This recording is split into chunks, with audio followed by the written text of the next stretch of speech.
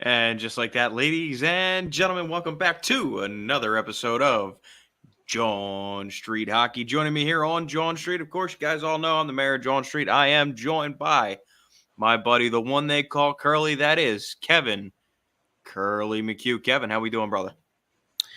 It's been an exciting past 24 hours, I guess. I'm sitting here right now, got the fills on, sipping on some Jim There you Beam go. honey There you whiskey. go. So enjoying myself. It's been the On draft was pretty brand. fun. The early portion of the draft was fun. Obviously, when you have a high pick, it's a little more exciting. And then obviously there was a controversial trade earlier today that we'll get into, but doing well, man. Doing well. How are you doing?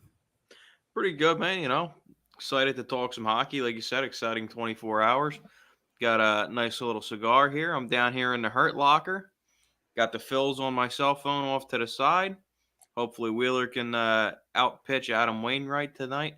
But we're here to talk hockey, folks. But before we go any further at all, make sure if you're not already following us on Twitter and liking our page on Facebook, make sure you go ahead and do that. And beyond that, make sure you be a friend and tell a friend where they can get the best hockey talk in the city. And that, of course, is right here on Jawn Street. Like us on Facebook, facebook.com/Jawn Street Hockey. And follow us on Twitter at Jawn Street Hockey. That's at Jawn, JAWNST Hockey. Make sure you follow us on the Twitter machine to stay up to date with everything we got going on here on Jawn Street. Speaking of the hockey, your team, your town, your Philadelphia Flyers did, in fact, hold on to their pick. Something I did not think they were going to do.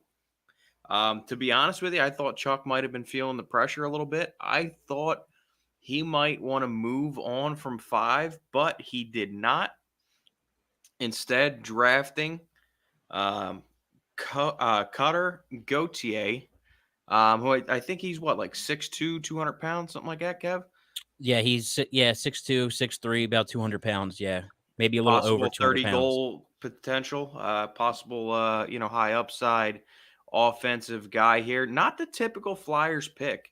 We were texting back and forth during the draft, and I told you straight up. I said, dude, I am so tired of them going after the safe picks, the two-way forwards, the D-men. I need offense. I need a guy that's going to put the biscuit in the basket, and I think they shed a little bit of that predictability with this pick here. What's your immediate thoughts?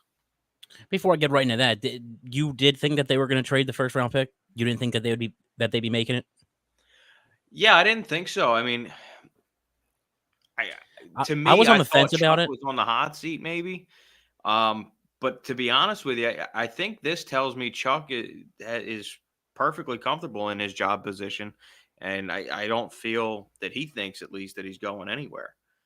I think if he So, feels the pressure, he trades that pick there unless otherwise instructed not to. were you upset that they didn't trade it? Like, I know that whole Alex DeBrincat thing was flying around for about a week leading up to the draft. Like, was that something that you had hoped would happen, or were you okay with them keeping it? I was Which they did, okay with it. obviously.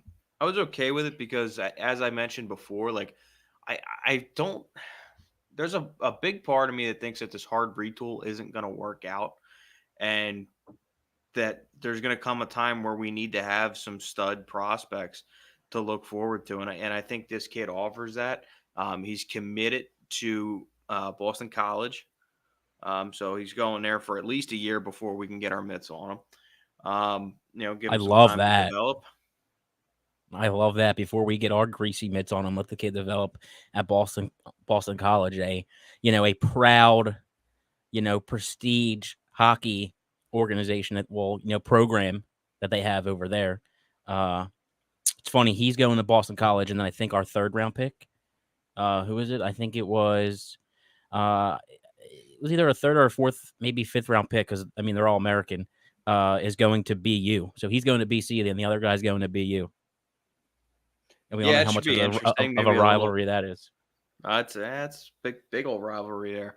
Um, I am so glad that they didn't not trade for DeBrincat though, because you know he, he's a free agent in 2 years. The word out there from, people speaking to his agent that, we could offer him $10 million and, he might turn it down and want to test free agency anyway.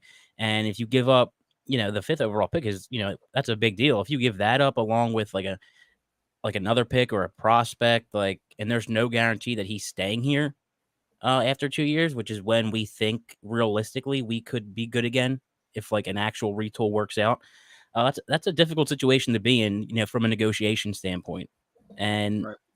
I am glad that we made the pick and that we didn't trade it away. I think we need that, like you said earlier, we need that influx and of young talent in the pipeline, which is exactly what I think we got in Cutter Gauthier. Huge, Absolutely. huge And one thing dude. I really love is I love his versatility, right? Like I love the idea that he projects well at both the wing and center positions. Um, before we go any further, I got his scouting report here. I thought it'd be interesting to give it a read. I got it up here on Elite Prospects. So here we go. The highlights of his scouting report. Um, he's so good defensively, using his body well along the boards and in corners to win puck battles and move up the ice. Offensively, he's incredibly efficient. The puck is on his stick and off his stick in transition. Um, but he also recognizes when he has pockets of space to initiate offense himself. Gauthier is unafraid to drive the puck to the net and protects the puck nicely when he chooses to do so. And once again, this is via eliteprospects.com and their 2022 NHL draft guide. And one other little nugget I wanted to throw in there for you guys. Gauthier's father, Shawn Gauthier, is actually a former 9th-round pick back when there was 9 rounds in the NHL draft of the Winnipeg Jets. Yeah, and his mother is, from the area, pretty much. His mom's from Reading, so he does have ties and family that still live relatively close, which is, that's nice for him. There was but part of the reason I think they took him at 5 over someone like a David Juracek, which again may have been the safer pick. I think they really believe that they can make him a legit center. I know he played the wing a lot. He played on the wing next to Logan Cooley. It's hard to get time at center when Logan Cooley is, that center that's there, that's clogging the pipeline. But if he can play center, which I think he will, I think he's going to play center in his 1 year at BU. That's huge, man, because we really need, some young centers coming up in the system. Couture and Hayes, obviously they're both 30. By the time this kid's really ready to go and start doing something, they're going to be their mid 30s. And then who's there after them? If we don't draft the center in this draft, Morgan Right. Frost, I don't And think I've we all said feel it very time and time confident in again. him. Right. And how many times have I told you, Gav? How many times have I said it on this very program? The best teams in the NHL have depth up the middle. Well, you're absolutely right. I mean, look at any team that's competitive. If you look over at Colorado, you have Landeskog, Kadri, Barakowski. He won a Stanley Cup with Washington. He was in and out of the lineup a little bit for them, but still, that's great center depth. Tampa Bay, same thing. Look at the Rangers. Center depth, defense, and solid goaltending are really how these teams are built. And if you look at the entirety of the Flyers draft here, I'll just go down the list real quick. Gauthier is 6'3", 200 pounds. Devin Kaplan, right winger, also from the USA under 18 program, 6'3", 205. In round 5, Alex Bump, left winger. He's actually coming straight out of high school from Minnesota. He's 6 foot, 200 pounds. Round 6, Hunter McDonald, defenseman. Also played for the Chicago Steel, the USHL, 6'3", 207 pounds. Round 7, this one I'm going to have trouble with. Left winger, played overseas. I believe he's Swedish. I'm going to butcher this name badly, but I'm going to give it a shot. Sateri Sulku. He is 6'4", 194 pounds. So there was certainly a theme with this draft, and that we need to get bigger and more physical up front so that we're not getting pushed around. It's part of the reason that we have Ristolainen, because we want tougher play in front of the net, someone who's not going to get pushed around, especially on the back end. On, up front, we were still kind of lacking there. And, that was clearly a point of emphasis. And also, drafting American and from the USA under 18 team, he's got 2 players right there. Logan Cooley went earlier in the draft. So a lot of ties to USA hockey right now floating through the farm system. Bobby Brink, Cam York, you just drafted 3 more. So, Absolutely. You love to see it too. You're really starting to see it in drafts of recent years here. The U.S. national program is really rising to prominence in the hockey universe. Um, I guess you could say quietly. At least it was quiet in the beginning, but I mean, they're making noise now. Um, so I don't know. I think it was a solid draft. I mean, I don't know too much about, these late round guys or anything like that, but right, I don't know like you too much about mentioned, him either. there's a trend there.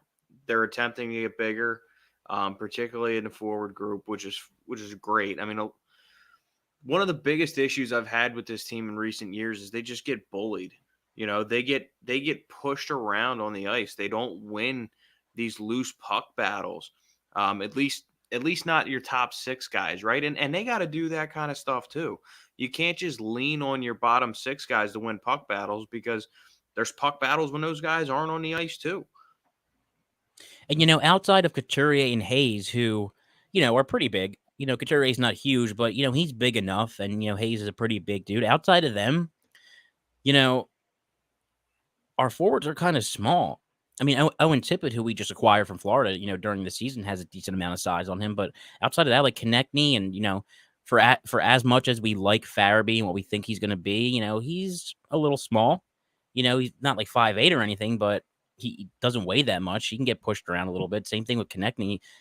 This team has needed to. A big thing has been adding toughness and tenacity and grit to this team. That's what we've been lacking. Well, you can have that, but if you just don't have the physical tools, it's not going to show up on the ice. Like, you're going to get overpowered in the corners and lose these puck battles, which are extremely important in the offensive zone, and which something that we have struggled with over the course of the last few years. So I don't fault them for going big this draft. And, everyone is at least 6 foot or over and about 200 pounds that they drafted. So that was clearly a point of emphasis. And, Cutter did a interview with a friend of the show, Jason Martinez, yesterday, and just listening to him speak and the way he kind of carries himself, he speaks with like a real confidence about him, like he has like potentially like real leadership qualities, and obviously being that big guy, having big centers, I think, is a major key. No, absolutely. And he's good defensively, which you love to see it, love to see. I think it's probably one of the reasons that Matt Savoy fell in the draft. He was projected a top 5 pick for a long time. He ended up falling to 9 to Buffalo. I think it's a great pick for them. Little undersized, though. Absolutely. Comment from Samantha Wismer. The U.S. national program is one of the best out there. There's no doubt about that. And I think, this year specifically, and even last year, I think that goes to show. There's a lot of confidence in the development over there. Absolutely. And guys, if any of you have any interest at all in the Carolina Hurricanes, make sure you check out Sam's podcast, also on Old City Sports Network. I might fuck this up. I'm pretty sure it's called Storm Surge. Sam's going to comment if I'm wrong, but I'm pretty sure it's Storm Surge. But check out her awesome Canes podcast if you got any interest at all down there. Up and coming team down there in the Southern Hockey region, that is. Before we go any further, the Flyers are trying to get more physical. They're trying to win these puck battles. See, I knew she was going to comment that I was wrong. Yeah. Sorry, guys. Superstorm. My bad. You stand corrected. Yep. See, said I was probably going to butcher it. I smoked a little bit of creativity before I came down here. So, all right. Highly elevated, properly medicated. Ready to rock. So the Flyers are trying to get more physical up front, trying to win puck battles in the corner, and all of that is going to cause some pains, some achy joints. And who are they going to go to for that? Same people we do here at Old City Sports Network. That, of course, is Body Check Wellness. Make sure you check out Body Check Wellness for all your 100% hemp-derived CBD needs, for all your aches and pains. And when you just need a little to take the edge off, check out Body Check Wellness. That's Body Check Wellness. Use the promo code OCS as in Old City Sports for 25% off your entire order from our friends at Body Check Wellness. Make sure you use that promo code OCS for 25% off, and to let them know that Old City Sports Network and Jawn Street Hockey sent you. Now, you mentioned there, Kev, we've had a hard time winning puck battles over the last couple of years, and there's one other thing that we've really struggled at, and that is outlet passes from the D-man to spring offense and transition.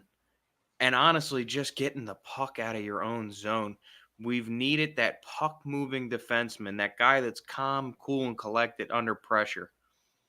We thought we were getting it in Shane Gostisbehere. We thought we were getting it in Ivan Provorov. And while Provorov has shown flashes, he hasn't proven to be that guy, right? And, well, your team, your town, your Philadelphia Flyers made a move today to acquire someone who I would say is one of some of the best puck-moving defensemen in the game. That, of course, is former New York Ranger, former Carolina Hurricane, Tony De Angelo. Matter of fact, Sam, if you can jump in the comments there and give us any kind of insight on Tony De Angelo. I know you got to watch him a little bit more intimately, being that you're following the Hurricanes now as well. I can tell you this much. The little bit of time that I did watch him play in Carolina this year, remind you all that Dougie Hamilton left in free agency and went to the New Jersey Devils. Dougie Hamilton, one of the upper echelon defensemen in the league, and they didn't miss a beat losing Dougie and going to Tony De Angelo on that 1-year prove-it deal after his exodus from New York. No, they didn't. At the same time, it helps that they have someone like Jacob Slavin over there, too, for him to play with. You know, Jacob Slavin is awesome, great defensively. But, you know, I don't know if I've ever seen Twitter so divided, like the Flyers land so divided on a trade. It's either you like it or you absolutely hate it, and there's not much in between. And obviously, most of the hate for it comes from his past, which a lot of people have an issue with. And here's my thing with that before we get into, I'm sure the his goalie style he of punched play. had an issue with it too. Yeah, I'm pretty sure it was Igor Shesterkin. Let's say it was Georgiev, but I'm pretty sure it was Shesterkin. Athletes are assholes too. A lot of them can be assholes too. There's nothing in a contract that said like your athlete also needs You to have be to be like a nice guy. the most stand-up citizen. Like there's a laundry list of athletes throughout all sports who have done terrible things that have come back, and if they can, you know, give a team a service that they desperately need, they're going to get a second shot. And that's exactly why Tony De Angelo got his shot with Carolina. Now, I did stumble on over to the Carolina Hurricanes, their main Facebook page. They posted a picture saying, "Good luck, Tony," blah, blah, blah, blah, blah. I went to the comments just to read, gauge, Hurricanes perspective. And a lot of it was disappointment that he's leaving. It was a lot of, this is a idiotic trade. And specifically one that I seen a lot was he was one of the few players to show tenacity, toughness, and grit on the team, which isn't really an element I knew he had because I haven't watched him that much. But to some of the fans in Carolina, that's a big element of his game, which is also something that we're looking for, along with a defenseman that can effectively move the puck out of the zone and get the team on the attack. Now, is he an intimidating presence in front of the net or in the corners like we would say Ristolainen is? No. I think you need both kind of defensemen. I think not only do you need that kind, the defenseman that Ristolainen is and things that he provides, but you need someone who can just get the puck on the attack. The best defense is a good offense. So if the puck's always down in the other end and you're driving play, That's good enough for me. I mean, he's got back-to-back 50-plus point seasons. He had 51 points in 63 games this past year. He led all defensemen on their team in goals and assists. Great power play guy. Like, talk about two things that we struggle with: moving the puck out of the zone and the power play. He'll help tremendously with both. And I'm interested to see how well he can elevate Provorov's game, because I'm assuming he's going to play on the first pair. Because I'm assuming, and you can disagree with me here if you think otherwise, this trade screams Ryan Ellis ain't Ryan Ellis is ready. not playing. Ryan Ellis is not playing. He may never play again. I hope that was that's one of the first wrong, thoughts but that I had. Same here. Was one of my first thoughts as well. Now here's an interesting little fact for you. I'm looking at Tony De Angelo's hockey reference right now. He is a South Jersey native, Sewell, New Jersey. So another local kid coming home. Actually, I don't know if you during the broadcast last night, I think it may have been like right before our pick, like we may have been on the clock. Someone asked Kevin Weeks about Johnny Gaudreau and where they think they're talking about, oh, Johnny Gaudreau's a Philly boy, like maybe he's going back to Philly, and Kevin Weeks like kind of said that he believed that is going to happen. I think it all depends on what kind of contract that they offer Tony De Angelo here, which leads me into my next point, guys. He's not under contract. Much like we did with Kevin Hayes, Scott Hartnell, and Kimmo Timonen, the Flyers in this situation traded for the exclusive negotiating rights with Tony De Angelo prior to the NHL's, I guess you'd call it a tampering period, where you can begin to talk to other teams. With that being said, though, I don't think you give up a 2, 3, and a 4 unless you know you're signing the guy. Well, he did post on his Instagram that was emblem my next of point. the Flyers. And there have been a lot of reports. Nothing has been officially released by the team, but there have been a lot of reports flying out there that he's going to sign for 2 years for $10 million, so a $5 million AAV, which, man, I'm fine with. All the dumb money we've spent recently, like, all right, you're going to sign a 26-year-old right-hand defenseman coming off back-to-back 50-point seasons to 2 years, $5 million, fine. And, I guess we can get into what they gave up for him real quick. And this is a guy entering his prime, by the way. Yeah, so they gave up right in that sweet spot where you want him. They gave up a second-round pick in 2024, a third-round pick in 2023, and a fourth-round pick this draft that just ended. I mean, listen, I'm not worried about that. They did also get a seventh-rounder back. Yes, and they did get a seventh-rounder for this draft that just happened. I'm not worried about that 2024 second-round pick. I'm not fucking worried about it. Next year, the 2023 draft, which is supposed to be good, third-round pick, all right, whatever. Like, it's really the top 2 rounds. Sometimes there's hidden gems, but I'm not really worried about that pick either. And I certainly was not worried about this year's fourth-round pick. So I definitely don't think they gave up too much. Now, when you zoom that lens out a little bit and you look up, what they gave up for him, for De Angelo and Ristolainen as a whole, I mean, looking at that's wonky, because it's like a first, a second, Goss spare, another second, a third, a fourth. Like, it looks crazy, but other than that first round pick they gave up for Ristolainen, like, I don't know how much value there was in what they gave up. Ghost did have a really good season for Arizona last year in terms of point production. He was also one of the only NHL caliber players on a absolutely horrendous Coyotes team. Which, by the way, to take it back to the draft, let me just rip the Coyotes organization real quick. Okay, it's the NHL draft. It's a draft. We're here to pick players. We're not there to play tummy sticks and thank the Montreal Canadiens for putting on a wonderful draft. And here's the most embarrassing part of what their owner did at the podium.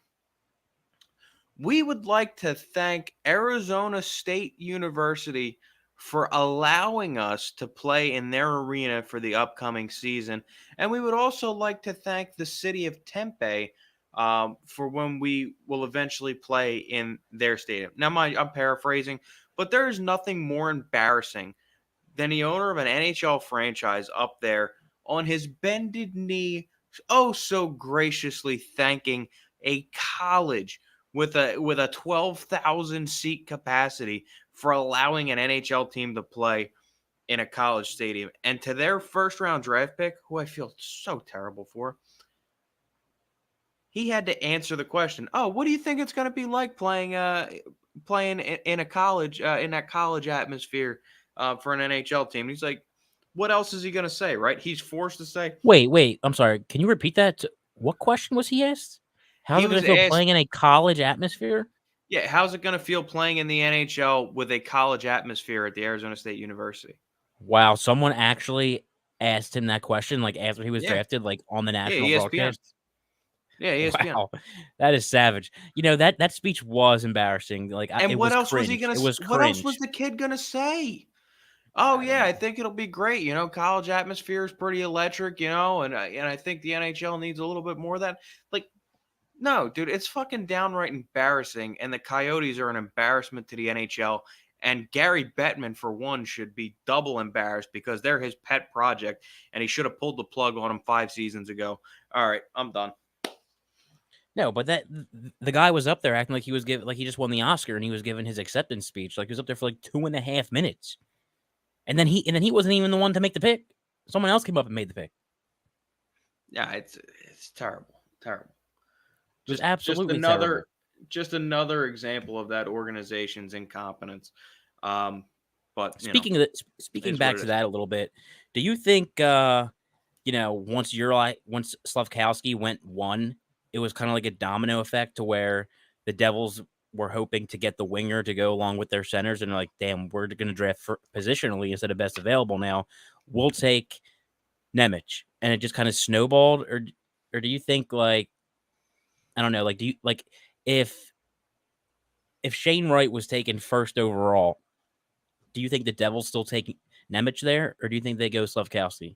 Because I think they go Slavkowski if Wright goes 1 to pair with Jack Hughes.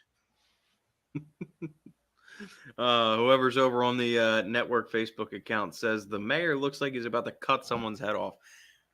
I mean, I think I did it with my words. And real quick, guys, I got one more thing on the Coyotes.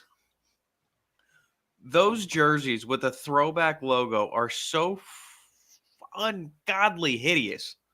I would I never like be them. caught I like them dead more wearing than them. I like them more than the jerseys they just most recently had. The all maroon things with the I hate other them.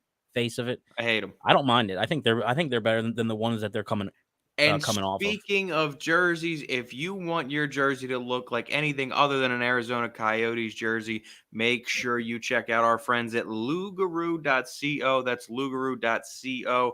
Our Canadian friends north of the border making custom clothing for all your needs. Men's league hockey, you got a show you want to represent.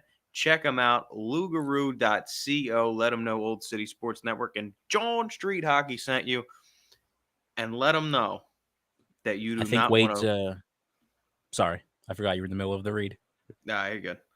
You do not want to look like those ungodly, hideous Coyotes jerseys. So check out our friends at Lugaro. They'll help you Well, design something that you want to be seen in. I think Wade's agreeing with me that they are better. I think that's what that means. He can correct me. They are better than the last ones. Actually, I don't think they're all that bad. I kind of like them a little bit. Maybe I have to refresh my memory and go look at them, but I don't think the old symbol is. I like the old symbol of, like, the full coyote with the hockey stick. How about this? Hockey doesn't belong in a desert. How about that? Unless it's Vegas, because that's an electric atmosphere. But it doesn't belong in Phoenix. Okay, it doesn't belong in Arizona. Okay, can we stop talking about the Coyotes now? Jesus You Christ. brought it up. Yeah, I know. Yeah, It's I like so them too, bad. Wade. It's so The bad. It's mayor's so the bad. the mayor just has no swag. That's You why he don't guys, like you them. guys are wrong. You guys are wrong.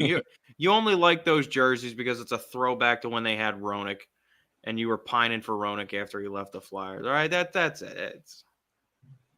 I was a huge Jeremy Roenick fan. That's right. I have a Jeremy Roenick jersey. So Philadelphia Flyers jersey. Um, Shit, I forget what I was gonna say real quick. Mm. Yeah, it was a crazy beginning of the draft. Like, and I was really psyching myself up thinking that we were gonna get Cooley. Like I had it like in my mind that Arizona, like Arizona would take Wright, and then maybe Seattle would take Juracek, and then Logan Cooley would fall to us, which would be like, which would have been the fucking dream, right? Um, but yeah, I think overall with Goche, I'm super satisfied. And as far as Tony De Angelo, um, people forget about a lot of shit you've done when you show up to a city and you start performing well and putting up points and your team's winning. Yeah, people Yeah, will forget real quickly about shit that you've done. absolutely. And as Um, long as you're not doing more shit to like pile on top, like being a problem in the locker room, which listen, he might, this stuff didn't happen too long ago. And with John Tortorella here, who knows what their relationship's going to be like? That's going to be interesting to watch. you know what? I think Torts is gonna like a guy like D'Angelo. Um, real quick, I want to. You mentioned kind of the craziness of the draft pretty early. How about Gary Bettman gaslighting the Montreal fans to boo him? Like he came out and like the boo wasn't like what he was expecting. He's like, you guys are losing some of your energy, and then they just came right back, bah! Like just Oh well, it's a fucking tradition. hammer. Oh, it's great. Oh, booing the You've got to get commissioner is booed. absolutely a tradition.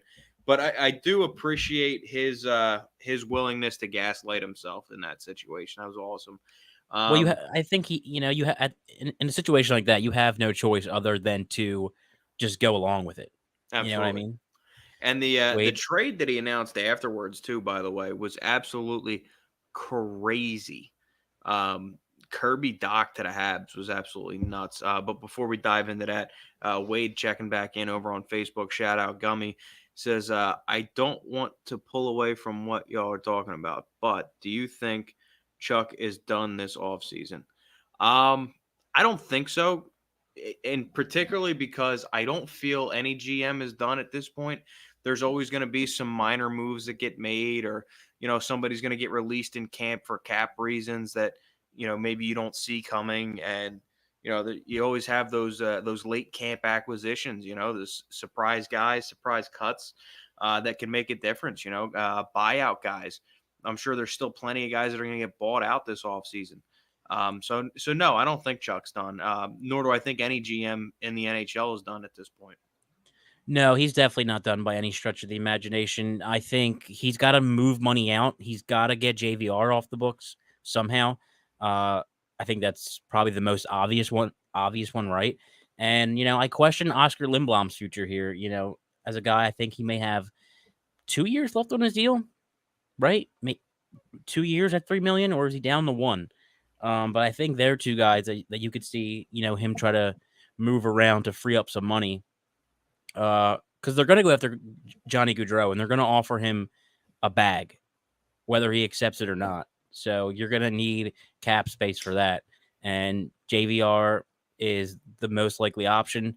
And, we could find ourselves in a situation, or Chuck could find himself in a situation where, he's going to have to give up another draft pick just to get this guy out of here.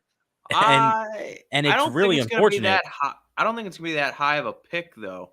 That contract's a lot more palatable for somebody at this point than it was a few years ago. Being he is on the last year of that deal.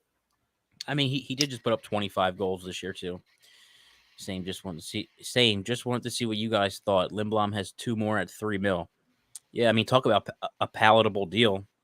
And I really don't know where he fits on this team if we're trying to legitimately get better. And I know we all have a love for him. I love Oscar Lindblom, and I have so much respect for everything he's been through, and the fact that he was able to come back as quickly as he did and play in the bubble is nothing short of amazing.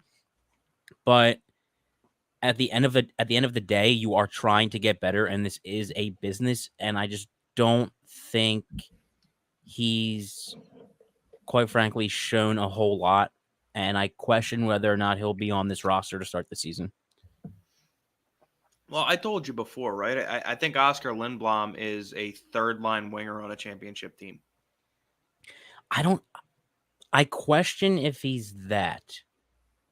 He could be, but man, he just looks really slow out there, especially this past year. I mean, obviously the first year was a leeway year, right? No one was like, oh, build yourself back up, kid. You went through a really hard time. And then I don't know, man. Last year he just did not. I think in 2019 when he got off to that really hot start and he was leading the team in goals, I really just think that was a flash in the pan. I don't think that was really him. And I think you Now, do need a you little think bit that more flash speed in in the the game. pan influenced our thoughts on what we believed he could be? And Wade's referencing that now in the comments. He says he was leading the team in scoring right before his cancer. Right? But that's kind of what we're Yeah, saying, right? It, absolutely. it was a little bit of a flash in the pan from him, you know. And who's to say, you know, he could have gone on to be a 30, 40 goal scorer. Not that I think he would have, but you know, who knows what would have happened, you know, had that diagnosis not come down. But we are where we are right now, and to me, like I said, I think max potential. He's a third line winger on a quality team. Yeah, I just don't. I think we need to get faster. He plays deep. He plays good enough, in his own end. I think I see him more as a fourth liner, on a really good team. Obviously on the Philadelphia Flyers, he's probably a third liner. Because we're not very good. I'm projecting offensive upside there as well. I don't think he's as bad offensively as he's shown recently. No, well, before that season, when I think he had 12 goals at the time. He was leading the team. He had never really showed too much offensive spark prior to that stretch run because I think he was diagnosed right before Christmas, if I'm mistaken, or right after Christmas. So, that's not a huge sample size. I just don't think he's anywhere really close to that type of guy. Um, he's a great locker room guy. You know, he'll go into the corners and fight for loose pucks. He does all that stuff. But if we're trying to become contenders, I don't know if I want him in my top 9. No, I And we'll got you. see. And we'll see. He could turn things around. He could end up still being on the team by the time the season starts and making me look like a fool, which I would be totally happy with. Absolutely. Speaking of looking like a fool, if you don't want to look like a fool and walk around with patchy facial hair like Curly over there, make sure you hit up It's not our patchy. friends. Make sure you hit up our friends at Norse Beards. That's Norse, Norse, beards.com. Use that promo code. Once again, OCS, 25% off your entire order of all your beard care needs. You want to look like the mayor of Jawn Street. You want to look like the Norse gods. Make sure you use our friends at Norse Beards. Get that beard looking right with Norse Beards. Promo code OCS. 25% off your entire order. You were saying, Kev? Yeah. Outside of Johnny Hockey, if we're talking about potential targets for the Flyers, I think Valeri Nichushkin is probably one that we could look at, even though I see him more as a guy that a team who thinks that they're ready to win a championship adds as depth rather than someone like us who's looking to retool to get good Right. comes in and adds to be like a huge difference maker. But that's not a bad name out there. I really want to stay away from Nazem Kadri. I think he's going to get way too much money for someone who's Yes. over 30. Um, I look at the think Chris we're going to Letang be deal. big Jesus in the. Christ, Chris Letang, 36 years old, just got what, 5 years, $6 million a year Yeah. till he's 41. That's crazy. I mean, I he's still uh probably their best defenseman. I think the Flyers are going to be big in the buyout market this year. What, like scooping up contracts that have been bought out, or buying out players like JVR? No, they're not buying out JVR. They'd much rather eat that hit for 1 year.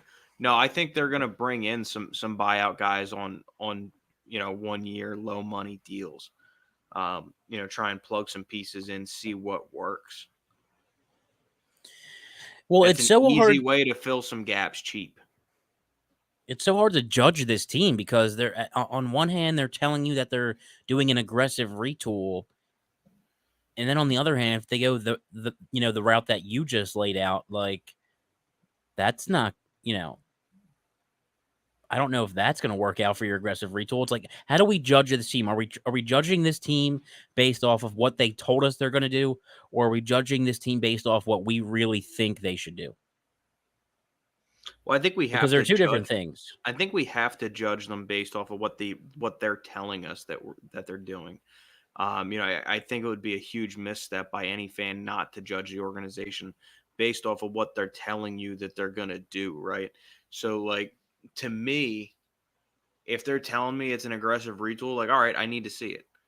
I need to see you go out and get a guy like Johnny Gaudreau. I need to see you make some quality fringe moves on the buyout market.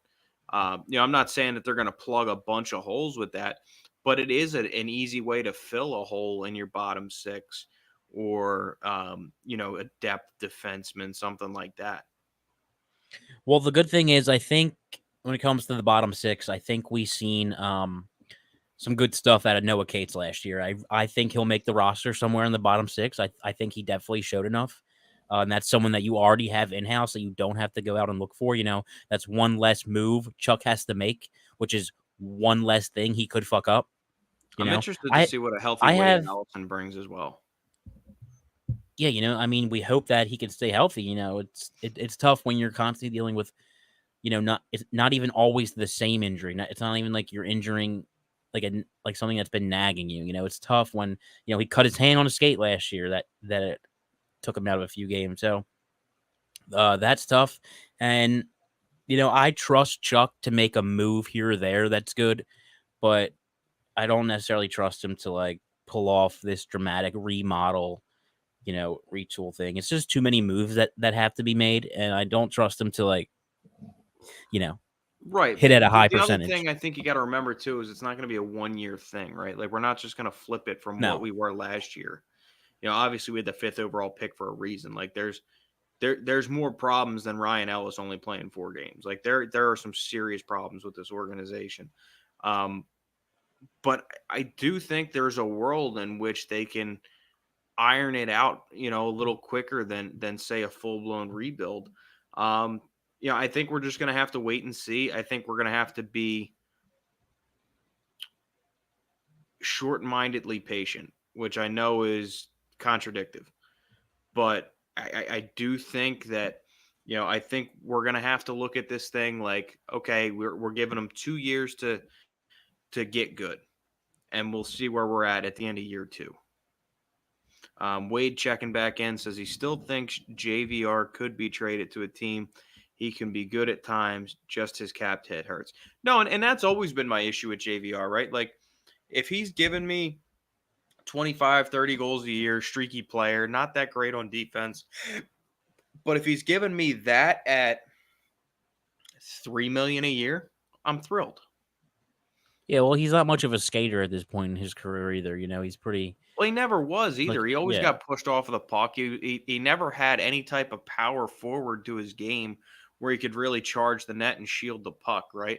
And I feel like as good as he is in tight on the net with deflections and things like that, I feel like if he could have just added that to his bag, he would have been such a better player. But obviously, hindsight's 2020. We are where we are now. But yeah, I agree, Wade. Like I think that's a contract that's going to get moved out. I think another team will be willing to take that contract. Probably a team like Arizona, that's trying to acquire some assets here. I think you could probably, even if you eat half of the salary, probably make it kind of a little bit more palatable for them to take. And you might even get some kind of an asset back. Even if it's a minor league depth piece, it's still an addition, right? You're not just giving up a pick to dump salary. Um, last year the deal it is much more palatable for these other teams. Well, yeah, JVR especially more than anybody else, I would be shocked and kind of disappointed if he was still here to begin the year.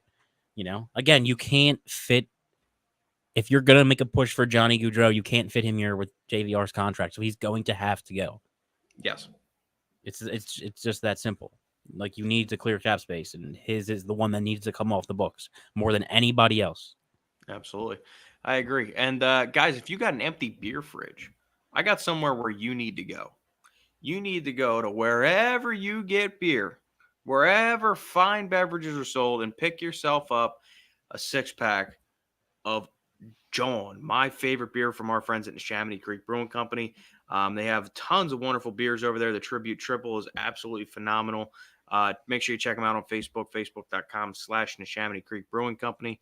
Also, check them out, Neshaminy Creek Brewing Company.com. Check them out. Once again, they are available anywhere fine beverages are sold. And also, don't forget to check out our other friends over at Sterling Pig Brewing Company. My recommendation for you there is the Snuffler Smooth, Easy Drinking IPA. Also available anywhere fine beverages are sold. I know for a fact they're available in your local Acme at the Frosted Mug. And don't forget to check out the tap room out in the heart of Delco, right in Media. Get yourself a beer and a bite. It's an absolutely electric time. Go check them out. Sterling Pig Brewing Company. Make sure you stop by the tap room in Media. Let them know that Old City Sports Network and Jawn Street Hockey sent you. They are the only two beer companies that I trust when it comes to my inebriation, and you should too. That's high praise. Absolutely.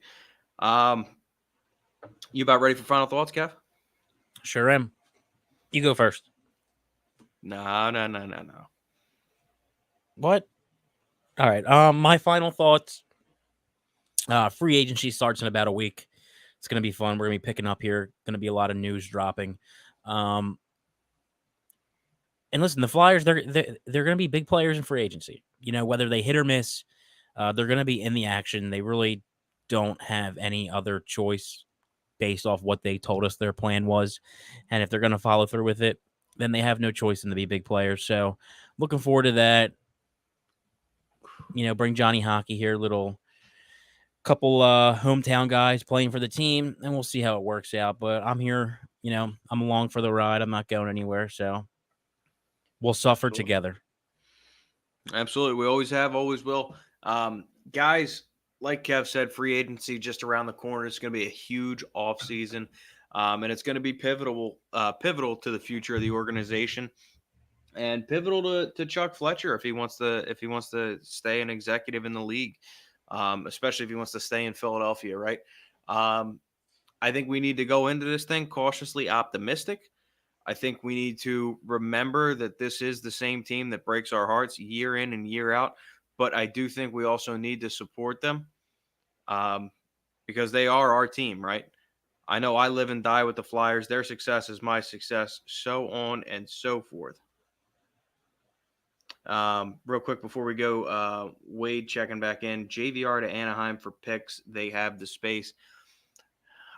I just don't think they want to eat that contract. Like Anaheim's they're in a situation where they're ready to start getting good, and I just don't know if they want to catch a boat anchor right now. But once again, guys, we appreciate the hell out of everybody for checking in here live with us, Facebook, Twitter, YouTube live, and everybody listening over on the audio side. Make sure you check out all the other wonderful shows here on Old City Sports Network. That's old with an E, citysports.com. Check us out. Check out all the other wonderful shows. Read some amazing articles from some of the most talented writers in the biz. And also, guys, don't forget to check out our buddy Frank the Animal. Buy Allow Us for all your local contracting needs, particularly in the concrete industry. Check out our buddy Frank the Animal at buyallowusconcrete.com. Guys, appreciate the hell out of everybody. We'll catch you back here next time. Bye, everyone.